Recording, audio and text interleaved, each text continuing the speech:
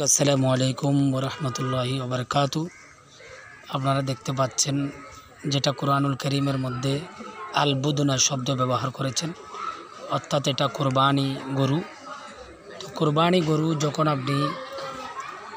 যখন আগামীকাল সোমবার ঈদুল আজহার নামাজের পরে যখন আপনি কুরবানি গরু ফেলাবেন, তখন এমনভাবে ফেলাতে হবে যাতে ওই কোরবানির পশু যাতে কোনো ধরনের কষ্ট না পায়।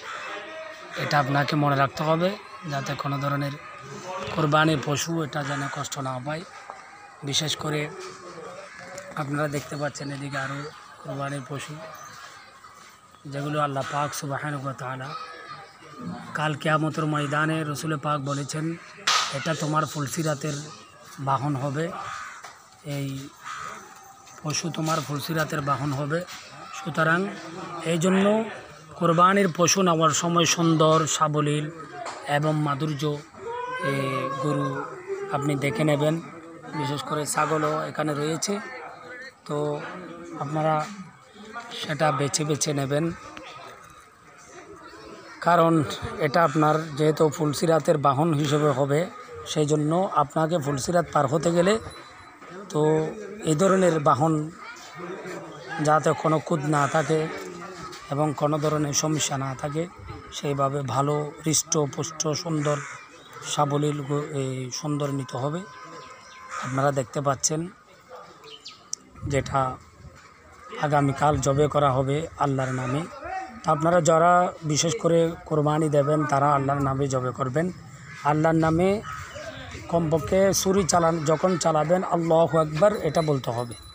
আল্লাহু আকবারটা যদি না বলেন, ছুরি চালানোর সময় অন্য কোনো দোয়া পড়বেন না। এগুলো আগে ভাগে পড়ে ফেলতে হবে। ইন্নী ওয়াজ্জাহাতু ওয়াজহিয়া লিল্লাযী ফাতারাস সামাওয়াতি ওয়াল আরদ হানিফা ওয়া মা আনা মিনাল মুশরিকিন। এই দোয়াগুলো আপনারা বিশেষ করে পড়বেন। তারপর আল্লাহুম্মা ইন্না সলাতি ওয়া নুসুকি ওয়া মাহইয়ায়া ওয়া মামাতি লিল্লাহি রাব্বিল আলামিন লা শারীকা লাহু ওয়া বিযালিকা উমিরতু ওয়া আনা আউয়ালুল মুসলিমিন। এই দোয়াগুলো আপনারা পড়বেন বিশেষ করে, এবং সাথে সাথে আল্লাহুম্মা লাকা মিনকা এরকম পড়ে আপনি বিসমিল্লাহি আল্লাহু আকবার এই দোয়াগুলো আগে পড়ে ফেলবেন এবং নাম আগে বলে ফেলবেন। বিশেষ করে যে নামগুলো রয়েছে কোরবানি দাতার নাম আগে অথবা পরে বলবেন, জবে করার পরে অথবা আগে বলবেন। এরপরে এই দোয়াগুলো পড়ে আপনি যখন ছুরি চালাবেন শুধুমাত্র বিসমিল্লাহি আল্লাহু আকবার এটাই বলবেন। বিসমিল্লাহি আল্লাহু আকবার, বিসমিল্লাহি আল্লাহু আকবার এটা ছাড়াও অন্য কোনো দোয়া সেখানে পড়া যাবে না, অন্য কোনো কিছু সেখানে বলা যাবে না। যেহেতু আল্লাহ পাক সুবহানাহু ওয়া তাআলা কুরআনুল কারীমের মধ্যে বলেছেন তোমরা পশু যখন জবে করো তখন আল্লাহর নাম নাও, তার উপর আল্লাহর নাম নিয়ে জবে করো, এটা আল্লাহর নামে জবে করো, কারো নামে তখন জবে হবে না, এমনকি রসুল পাকের নামেও জবে হবে না এবং কারো নাম নিয়ে সেখানে জবে হবে না। জবে করার সময় একমাত্র আল্লাহু আকবার বলতে হবে। রসুল পাকের যেটা অংশ, বিশেষ করে একটা গরুর মধ্যে আপনারা জানেন 7 ভাগ দেওয়া হয়, সেখানে একটা রসুল পাকের নামে দিতে পারেন এবং আপনাদের যারা সদস্য তাদের নামে দিতে পারেন। বিশেষ করে রসুল পাকের নামে তখনই দেবেন যখন আপনাদের সদস্যদের মধ্যে, পরিবারের মধ্যে যাদের কোরবানি যাদের উপর ওয়াজিব হয়েছে তাদের নামগুলো দেওয়ার পরে আপনারা বাকি নামগুলো আপনারা দেবেন 7 ভাগে যারা দিবেন। আর একটা ছাগল আপনারা জানেন ছাগলগুলো শুধুমাত্র 1 ভাগ দেওয়া হবে, 1 ভাগ ছাড়া এটা ছাগল 2 ভাগ দেওয়া যায় না। আর একটা গরু 7 ভাগ দেওয়া যায়। আর 7 ভাগ যখন দিবেন তখন আপনাকে মনে রাখতে হবে সেখানে আপনার পরিবারের মধ্যে যাদের উপর কোরবানি ওয়াজিব হয়েছে, বিশেষ করে 52 তোলা রূপ্য এবং 7.5 তোলা স্বর্ণর পরিমাণ যাদের টাকা রয়েছে, বিশেষ করে 52 তোলা রূপ্য এখন বর্তমান বাজার দাম হচ্ছে 80 থেকে ধরেন 1,20,000 বা এরকম পর্যন্ত পড়তেছে। তো আপনারা এতটুকু পরিমাণ যার সম্পদ আছে, টাকা আছে অথবা এরকম কোনো জিনিস আছে, তারা আপনাদের উপর কোরবানি ওয়াজিব। আর যারা কোরবানি করবে না তাদের ব্যাপারে রাসূল পাক সাল্লাল্লাহু তাআলা আলাইহি ওয়াসাল্লাম বলেছেন ওয়াজিব হওয়ার পরও যারা কোরবানি করে নাই তারা যেন ঈদগাহে না আসে, অর্থাৎ ঈদুল আজহার নামাজও যেন তারা না পড়ে, অর্থাৎ তাদের উপর রাসূল পাক সাল্লাল্লাহু তাআলা আলাইহি ওয়াসাল্লাম নারাজ হয়েছেন, অসন্তুষ্টি প্রকাশ করেছেন। সুতরাং আপনারা যখন কোরবানি দেবেন, কোরবানির সময় আপনারা মনে রাখবেন কোরবানি যাদের উপর ওয়াজিব হয়েছে তারা অবশ্যই কোরবানি দিতে হবে। কোরবানি দেওয়া ছাড়া কোনো অজুহাত করা যাবে না। আর কোরবানি এটা মনে করবেন না যেহেতু আল্লাহ পাক সুবহানাহু ওয়া তাআলা কোরআনুল কারীমের মধ্যে অন্য আয়াতে কারিমার মধ্যে বলেছেন, অন্য আয়াতে কারিমার মধ্যে বলেছেন কোরবানির যে গোশত, রক্ত, তারপর পশুর যতগুলো জিনিস রয়েছে এগুলো আল্লাহ কান না, আল্লাহ একমাত্র আপনার পছন্দ করবেন এটা হচ্ছে তাকওয়া। আপনার ভিতরে কতটুকু তাকওয়া আছে, কতটুকু পরহেজগারিতা আছে, কতটুকু আল্লাহর খৌফ আছে, সেগুলো আপনাকে আল্লাহ পাক সুবহানাহু ওয়া তাআলা সেটাই দেখবেন। বিশেষ করে আপনি কোরবানি দেওয়ার পূর্ব প্রস্তুতি হচ্ছে আপনাকে পরিপূর্ণ আল্লাহর নামে এটা জবে করতে হবে।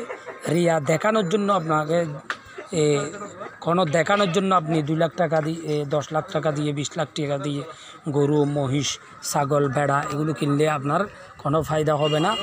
আপনি শুধুমাত্র আল্লাহকে দেখানোর উদ্দেশ্যে এগুলো আপনি করবেন।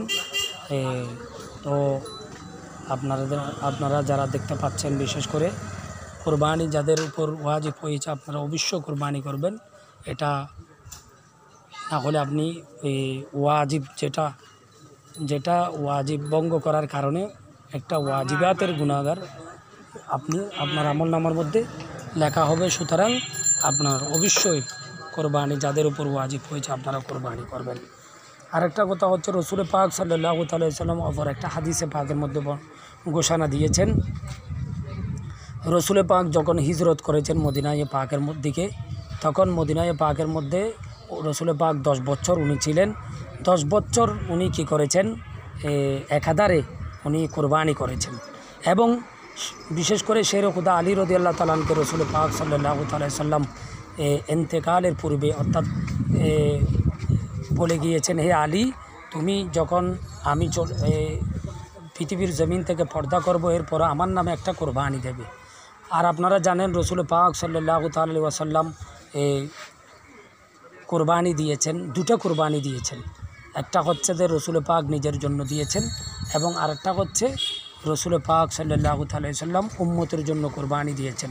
সুতরাং যারা পারবেন তারা রাসূল পাকের একটা নাম আপনাদের অংশের মধ্যে দেবেন, কেননা রাসূল পাক আমাদের জন্য কোরবানি দিয়েছেন প্রতি বছরই।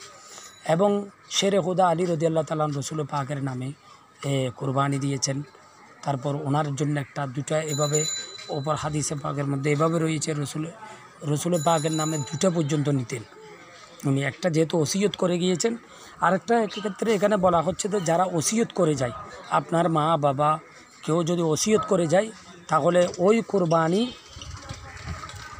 মাংসগুলো আপনারা পুরোটাই ওর বাঘটা, আপনার মা হোক, আপনার বাবা হোক, আপনার আপনজনের মধ্যে কেউ যদি আপনাকে ওসিয়ত করে যায়, ওই কোরবানির যে মাংসটা রয়েছে সেটা আপনাকে পুরোটাই কী করে দিতে হবে, এটা আল্লাহর রাস্তায় ব্যয় করে দিতে হবে। এটা আপনি খেতে পারবেন না, এটা আপনি কিছুতে খেতে পারবেন না, পুরোটাই আল্লাহর রাস্তার মধ্যে কী করবেন, ব্যয় করে দেবেন। এটা আপনি খেতে পারবেন না, এটা মনে রাখতে হবে। যেহেতু রাসূল পাক সাল্লাল্লাহু তাআলা আলাইহি ওয়াসাল্লাম এটা অর্ডার করেছেন, মানে যাদের তো আপনি ওইটার অংশ অর্থাৎ আপনি খেতে পারবেন না। সুতরাং যাদের মা বাবা ওসিয়ত করে গেছে তাদের নামে যদি আপনারা কোরবানি দেন তাহলে কোরবানির ওই পশুর মাংস ওই অংশটা আপনারা খাবেন না, এটা পুরোটাই মিসকিন, ফকির মিসকিনকে আপনারা সদকা করে দিবেন। এবং যাদের ওসিয়ত করে যায় নাই, যাদের মা বাবা, তাদের নামে যে কোরবানিটা দেওয়া হবে তাদের অংশটা ঠিক তেমনিভাবে আপনারা যেভাবে কোরবানির অংশ 7 ভাগে ভাগ করবেন ওইভাবে আপনারা কী করবেন, বিলীন করে দেবেন, ওইভাবে আপনারা 3 ভাগে ভাগ করতে পারবেন, এটা আপনারাও খেতে পারবেন। কিন্তু ওসিয়ত করে গেলে এটা আপনারা খেতে পারবেন না। এটা আমাদের মনে রাখতে হবে, যেহেতু রসুল পাক সাল্লাল্লাহু আলাইহি সাল্লাম এভাবে আমাদেরকে বলে গিয়েছেন। শের খুদা আলী রাদিয়াল্লাহু তাআলা এভাবে করেছেন। ওয়া আখিরি দাওয়ানা আলহামদুলিল্লাহ।